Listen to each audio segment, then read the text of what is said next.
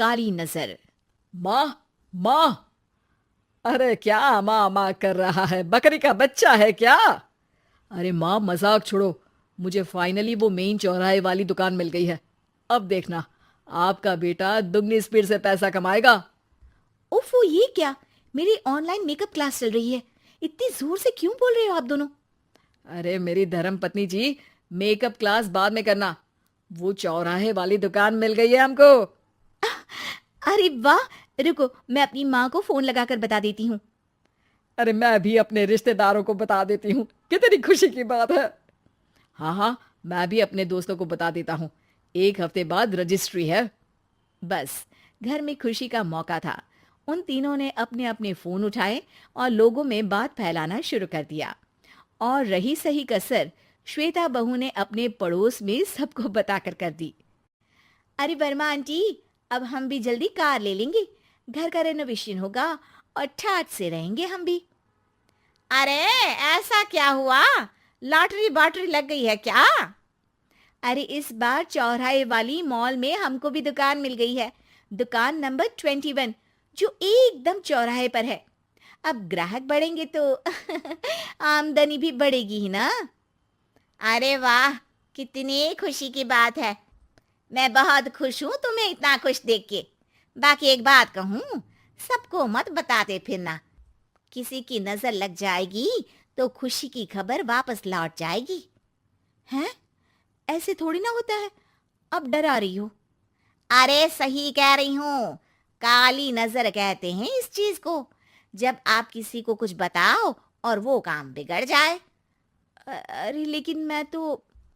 तुमने सबको बता दिया ना? हाँ, फोन लगा लगा के। अब बच के रहना। काली नजर बड़ी खतरनाक होती है। श्वेता इतनी खुश रहती है कि वो वर्मा आंटी की बात पर ध्यान ही नहीं देती, जबकि पड़ोस में और भी लोगों से खुशी की खबर शेयर करती रहती है।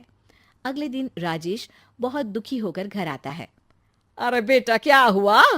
मुंह क्यों सूजा हुआ है? मधुमक्खी ने काट लिया क्या? माँ, वो दुकान किसी और के पास चली गई। किसी ने ज्यादा भाव लगा दिया। अरे पर बात तो आपसे हुई थी ना उस दुकान वाले की। हाँ, आज मैं टोकन अमाउंट देने गया था, तब मुझे पता चला। कोई आकर सुबह मुझसे पहले ही ज्यादा अमाउंट दे गया। काली नजर। क्या? क्या कहा? वर्मा आंटी ने समझाया था कि किसी को बताना मत, वरना काली नजर लग जाएगी। अच्छा, तुम्हें उनकी बात मान लेनी चाहिए थी। उनकी बात मान लेती, लेकिन उसके पहले ही सबको बता चुके थे ना हम तीनों। अरे अगली बार से ध्यान रखेंगे। कोई भी नई चीज होगी तो किसी को नहीं बताएंगे। तीनों कुछ दिन ऐसे ही रहते हैं, पर एक दिन श्वेता को एक मेल आता है। राजेश, मेरा ऑनलाइन मेकअप कोर्स कंप्लीट हो गया। अब मैं खुद का पार्लर खोल सकती हूँ। अरे वाह, अपने मोहल्ले में ही खोलते हैं। ये जो घर के सामने दुकान है ना, वहीं। हाँ, यहाँ सस्ती भी मिल जाएगी। अगले दिन श्वेता वर्मा आंटी के पास जाती है, मिठाई का डब्बा लेकर। अरे आओ आओ, कैसे आना हुआ? जोर से नहीं बोलूंगी। वो सामने वाली दुकान है ना, वहां मैं अपनी पार्लर की दुकान खोलने वाली हूँ। उसकी मिठाई है। अरे वाह, बहुत बधाई हो तुमको। हाँ, मैं कमाने लगूंगी तो राजेश पर पूरे घर का बोझ नहीं रहेगा ना आंटी जी। ये तो है। पर ये बता कि तूने ये बात किसी और को तो नहीं बताई ना? अरे नहीं नहीं, पिछली बार गलती कर दी थी। काली नजर लगी किसी की और राजेश के हाथ से वो दुकान चली गई थी। सबको मत बताना। चलो मैं चलती हूँ, कल दुकान की बात करने भी तो जाना है। अगले दिन श्वेता दुकान के लिए मालिक से बात करने जाती है। अरे लेकिन दुकान तो हम कल रात को ही किसी को दे चुके हैं। कल ही? हाँ, कल ही। 2 दिन बाद कोई यहाँ पार्लर भी खोल लेगा। अब कहीं और दुकान देख लीजिए। अरे पर हमको भी तो पार्लर ही खोलना था। हाँ भाई, ये एक ही दुकान है। आधी आधी तो नहीं दे सकता ना मैं। राजेश और श्वेता घर पर हताश होकर आ जाते हैं। इस बार तो किसी को बताया भी नहीं था। अब किसकी काली नजर लग सकती है? सुनो, तुमने माँ को बताया था क्या? अरे कैसी बात कर रही हो? माँ की नजर थोड़ी ना लगेगी। पक्का तुमने किसी को नहीं बताया था ना? सिर्फ वर्मा आंटी को बताया था। उन्होंने ही मुझे किसी को नहीं बताने को कहा। अरे यार, तुम भी सही हो।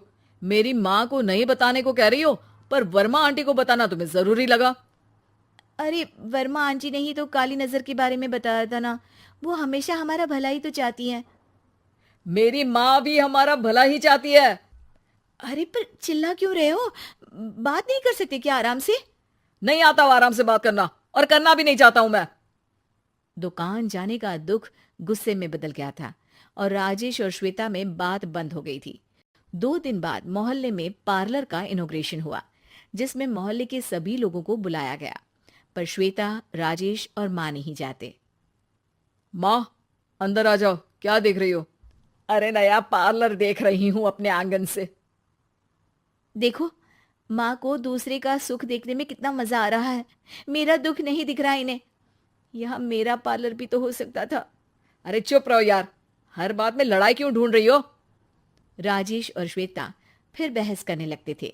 तभी माँ ने दोनों को बाहर बुलाया। अरे जरा देखो तो, दुकान चलाने वाले का बोर्ड पर नाम क्या लिखा है? श्रुति वर्मा। गाड़ी निकाले बेटा, हमें कहीं जाना है।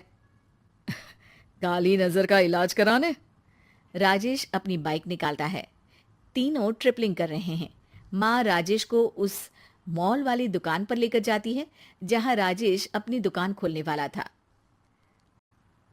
यही दुकान लेना चाहता था ना तू? हाँ, पर इनको भी दुखी करने लेकर आई हो क्या यहाँ पर दुकान दिखाकर? वहां काफी नहीं था? अरे श्वेता, थोड़ा सब्र रख, अभी पता चलेगा कि हम यहाँ क्यों आए हैं। बता, इस दुकान चलाने वाले का नाम क्या है? अनुपम वर्मा। कुछ समझ में आया? वो दुकान वाली श्रुति वर्मा, ये दुकान वाला अनुपम वर्मा, और हमारे पड़ोस में हमने उस दुकानों के बारे में बताया किसको था? अब वर्मा आंटी को। मतलब वर्मा आंटी ही हमारा काम बिगाड़ रही है? नहीं नहीं, ऐसा नहीं हो सकता। ये बस इत्तेफाक है। राजेश अपना फोन निकालता है और श्रुति वर्मा और अनुपम वर्मा के नाम फेसबुक पर सर्च करता है, जहां ये दोनों ही वर्मा आंटी के रिश्तेदार होते हैं। श्वेता को समझ में आ जाता है कि वर्मा आंटी की ही नजर काली नजर है। अब क्या करना है?